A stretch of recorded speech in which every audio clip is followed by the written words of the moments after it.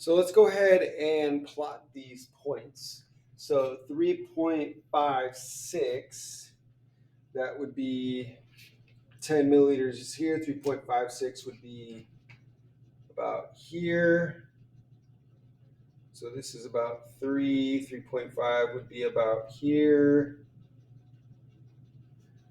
And so 3.74, that's at the 12.5 mark.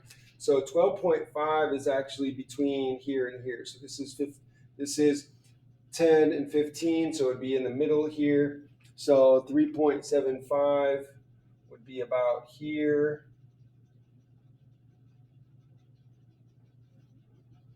And then for the 15, 3.92, that would be 15 is here. 3.92 is going to be close to here.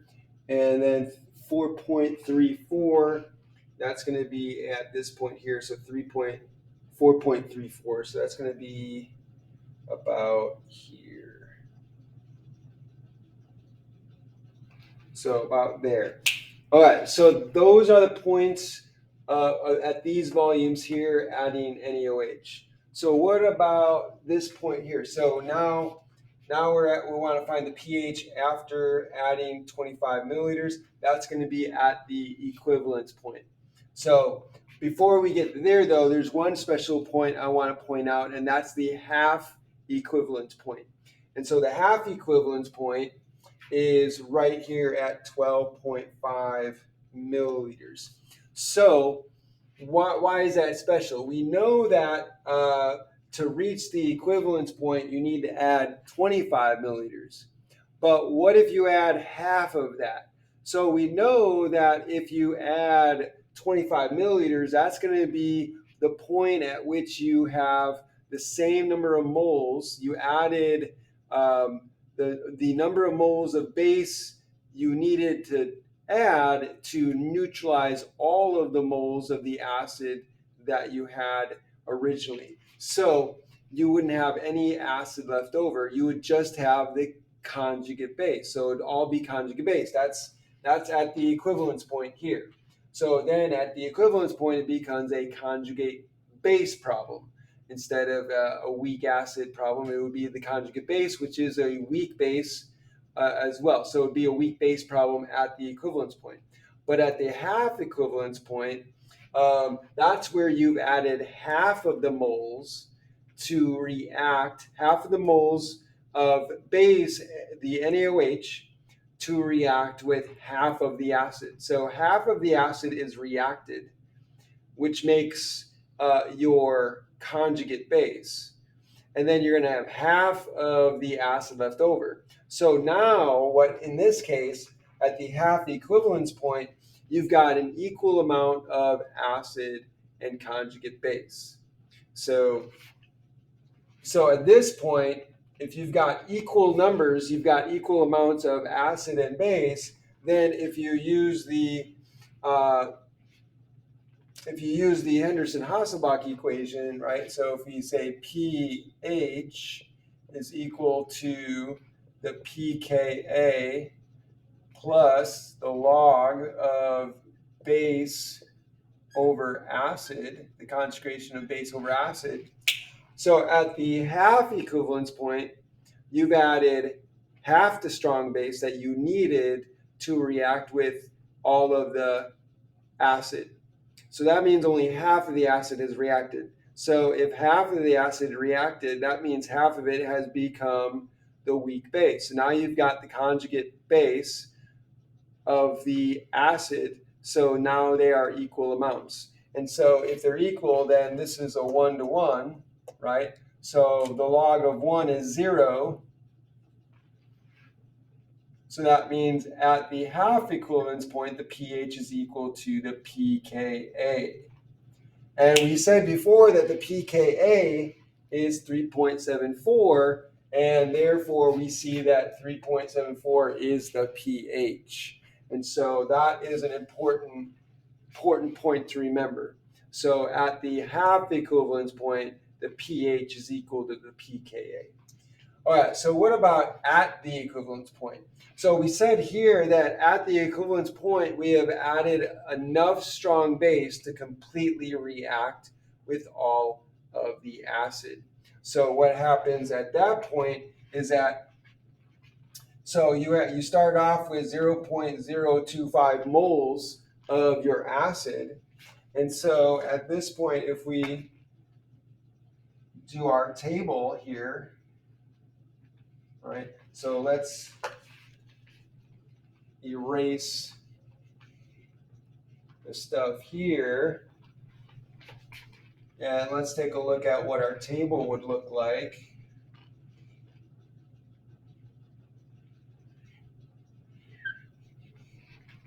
Okay, let's put this back. So we got our table. So we start again, the starting point is the same. We got 0 OH minus to start with. We've got for our moles of acid, we have 0.0025 moles, and we have 0 of our conjugate base. So here at the equivalence point, we've added enough base to completely neutralize the acid. So here, that's going to be 0.025 moles. We can calculate that, but you can calculate that if you'd like. But it's going to come out to 0.025 moles. So if you put in, if we're adding here 0.0025 moles of our base, and we're not really adding anything there. So remember, the base, the strong base, is going to completely react with the weak acid. So then this is going to go away. So that's going to be, again going back to approximately 0. All of this then reacts with all of that. So then if we're subtracting out 0.0025, we end up with 0. That means we're also reacting 0.025 of this. So you're going to subtract out 0.0025 moles, and then you end up with 0 moles of your weak acid. And if we lose 0.0025 moles here, that means we're gaining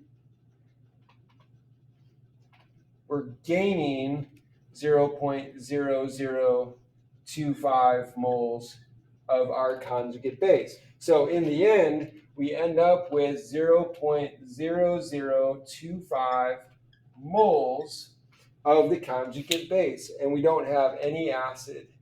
So all we have left is the conjugate base of the weak acid, which is a weak base equilibrium problem.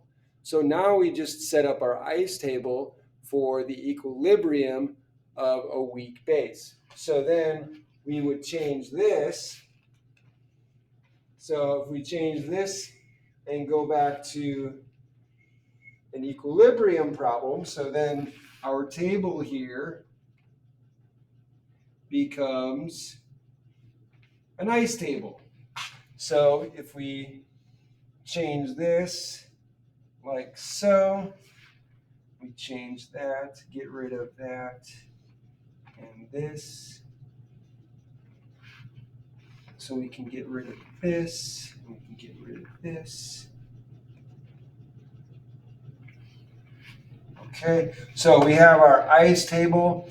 So this is going to be an ice table. And our conjugate base is the CHO2 minus. So we have CHO2 minus aqueous plus water, H2O. And that's going to go to, and that's going to be an equilibrium. So that's going to be an equilibrium with, it's going to take an H from water. So we're going to have OH minus, aqueous plus, and then we have the conjugate acid HCHO2 aqueous. So here we have our equilibrium of our weak base. So here we do our ice table. So what's the concentration of our weak base? Well, we know that we're not going to use moles for this, and we know the number of moles, right? So the number of moles of the base we have, we just wrote it down here. So I'm going to erase this so I can give myself some room. So we have 0.0025 moles of our conjugate base, which is the CHO2 minus. So we need to figure out the concentration. So we added how much? We added 25 milliliters of NaOH. So, and we added that to 25 milliliters of our acid. So that means that 50 milliliters. So if we convert that to liters, that's going to be 0.050 liters. So now we can calculate the concentration of our conjugate base. So we take the 0.0025, divide that by 0.050 equals, and we get 0.05. So here, the molarity, the concentration is 0. Let me check again, 0.05. So 0.05 molar, or 0.05, let's do that. So 0.050 molar is the concentration of our weak base, or the conjugate base. So we can put that here. So that's going to be 0.050. And we ignore water. We don't care about water. OH minus, that's going to be approximately 0. So we don't need to worry about that. And this is going to be 0 as well. Before anything happens, this is what our concentrations are. And again, this is going to be minus x. So we're going to lose some there. It's going to shift in this direction to produce some of this. So we're going to lose some. And stoichiometrically, we're going to add the same amount here. So we're going to add x, and we're going to add x there. And so then the equilibrium expressions are going to be 0.050 minus x. And then we have x and x. So there we have our ice table. And so at this point, we can plug it into our Kb expression. Since we're dealing with a conjugate base, we're going to need the Kb for this conjugate base. We know what the Ka value is. We said it earlier. Let's remind ourselves what the Ka value is. And that's going to be 4.24. So the Ka value is equal to 4.24 times 10 to the negative 3, I believe. Yes, negative 3. And we know that the Ka multiplied by Kb is equal to Kw. And we know that Kw is equal to 1.0 times 10 to the negative 14. So then all you need to do to find Kb is then divide the Kw by the Ka. And when you do that, the Kb is going to be equal to, I calculated it earlier, and the Kb is equal to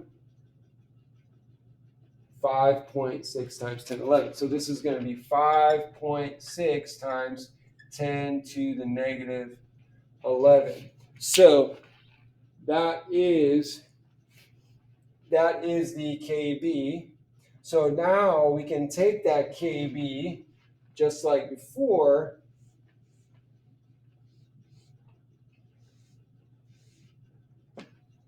and we're gonna do our expression. So Kb is equal to the concentration of OH minus multiplied by the concentration of our conjugate acid here, HCHO2, divided by the concentration of our base here. So CHO2 minus. So we plug in the expressions here, and we get our Kb equal to x. And so then we basically use the x is too small approximation, and we solve for x. And when you solve for x, you can figure out what the HOH minus concentration is. And so when we solve for x, and I did this before, then you're going to get, let me set this up. So you get Kb is equal to x times x, which is x squared, over, and then you got the bottom part there, so that's going to be 0.050 minus x. So then you can use the x's small approximation, get rid of x, solve for x using the Kb, and when you do that, you get x is equal to 1.7 times 10 to the negative 6. So x, I'll write it up here, x is equal to 1.7 times 10 to the negative 6. So this, ladies and gentlemen, is the concentration of the OH minus at equilibrium. So now you found the OH minus concentration. So the next step is to find the H plus concentration. And so the H plus concentration is found just like we did before. We know that H plus multiplied by OH minus is equal to Kw. And that's equal to 1.0 times 10 to the negative 14. Let me give myself some space here. We know that Kw is equal to 1.0 times 10 to the negative 14.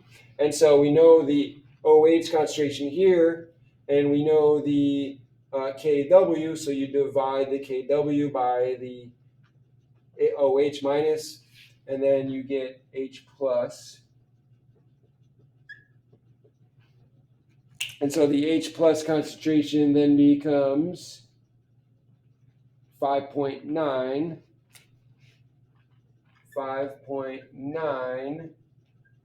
times 10, is it negative 8? Negative 9.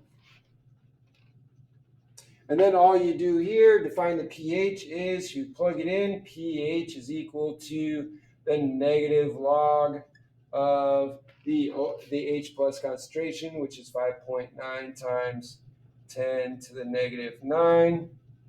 And then you find the pH, and the pH is equal to 8.23. 8.23. So there's the pH at the equivalence point. So let's put that in. So 25 milliliters, 8.23. So here's 8.23. So this is 9, 8.5. So about there. So this is the pH at the equivalence point. So you'll notice that at the equivalence point, when you're titrating a weak acid with a strong base, you'll see that the pH at the equivalence point, once all of the acid has been neutralized, you have a pH that is basic. And the reason you have a pH that is basic when your acid is neutralized is because what you have left over is a conjugate base, and the conjugate base is raising up the pH And so it makes sense that the pH is a basic pH because we have a conjugate base left over after the weak acid has been titrated. So with a strong acid, strong base titration, we didn't have that because when you titrate and you neutralize completely the strong acid, all you have left in solution is water and a salt, and the salt doesn't affect the pH. And so in this case, in that case, when you have a strong acid being titrated with a strong base, the pH at the equivalence point is going to be 7. But when you're titrating a weak acid with a strong base, at the equivalence point, all you have left is the conjugate base, and so the pH at the equivalence point is going to be basic. Okay, so now that we've done that, what happens after you add 30 milliliters of your NaOH? So if you calculate the amount of the number of moles, so let me erase this to give me some space. So let's say you have 30 milliliters. So I take 30 milliliters and let's calculate the number of moles. So I have, if we convert milliliters to liters, I have 0.030 liters of my NaOH.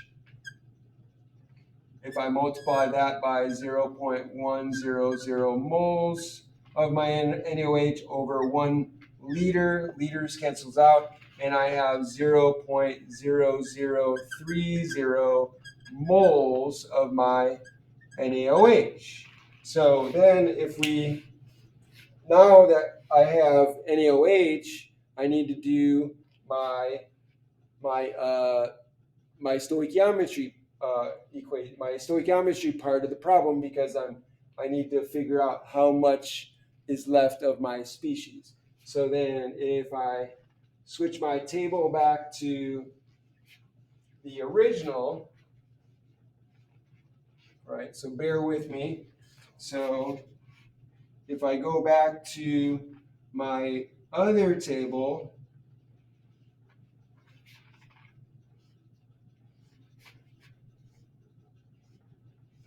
okay, so then my reaction, again, going back to adding OH minus, so I add OH minus aqueous plus, and then that I have my acid with this HCHO2 aqueous, and then that's going to produce H2O liquid plus, and then I have CHO2 minus aqueous. So here's the equation again. So I'm adding base. The base is going to react with my acid in solution, and I'm going to form conjugate base. So this is before I add anything. This is what I'm adding, and this is after I add the base.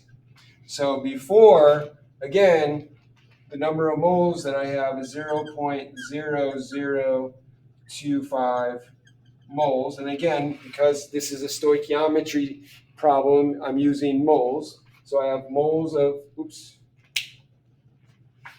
wrong place.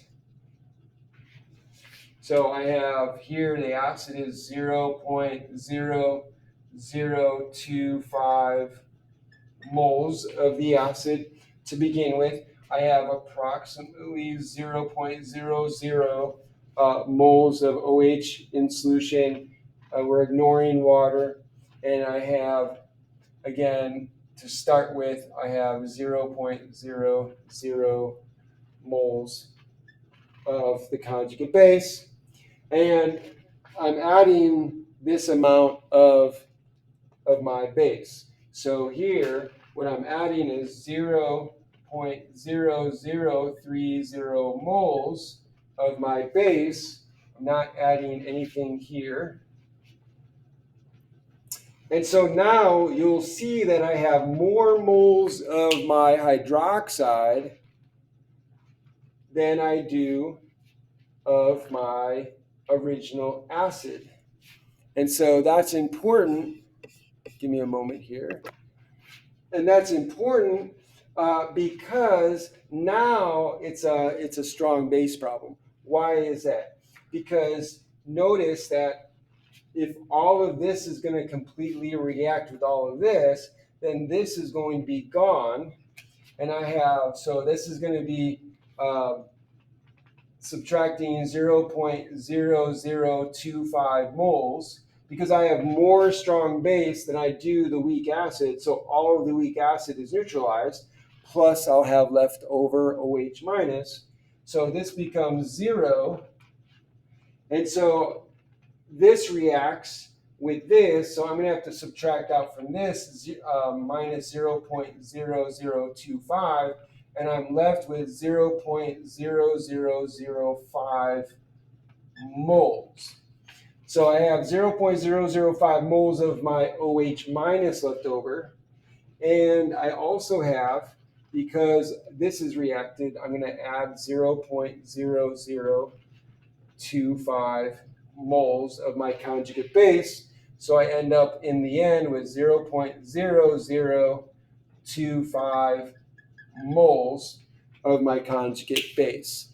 So after the reaction has occurred, I have 0.005 moles of my hydroxide, and I also have 0.0025 moles of my conjugate base.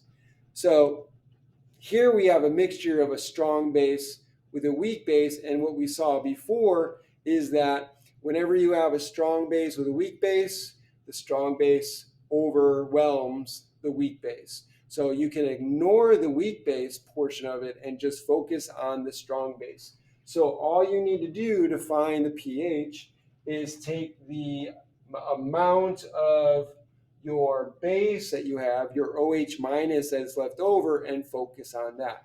So then we'll do that. So we'll ignore the conjugate base, and now again, as I said before, this is now a strong base problem. So I know the moles of my OH, so I can take the 0.0005 moles, and I need to convert that back to concentration. And so, because I need to use concentration if I'm going to find the pH. So I take the number of moles of my hydroxide. I got to figure out the number, the amount of volume. So I added here 30 mils.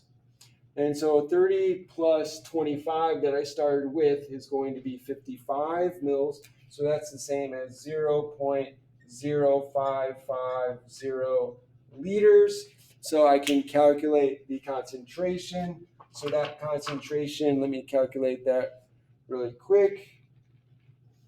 So the concentration is going to be 0.0005 divided by 0.055 equals, and I get 0.009.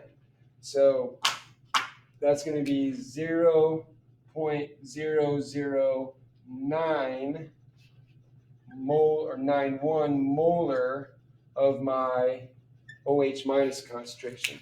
So again, I want H plus concentration. So I know that, again, I'll write down here. I know that the H plus concentration multiplied by the OH minus concentration is equal to Kw, which is equal to 1.0 times 10 to the negative 14.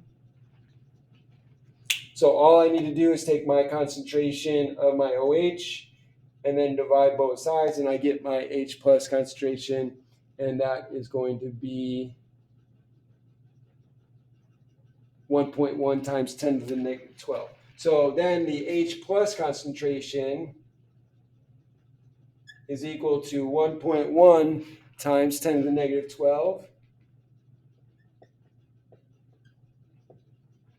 And then all I need to do is take that and take the negative log of that, and I get the pH, and the pH is 11.96. So pH is equal to 11.96, and I can put that on my table over here. So I'll stop there. I'll continue in my next video. If you like this video, please hit that like button, subscribe to my channel, hit that notification bell, and put a comment in the comment section. Thanks for joining me. Have a great day.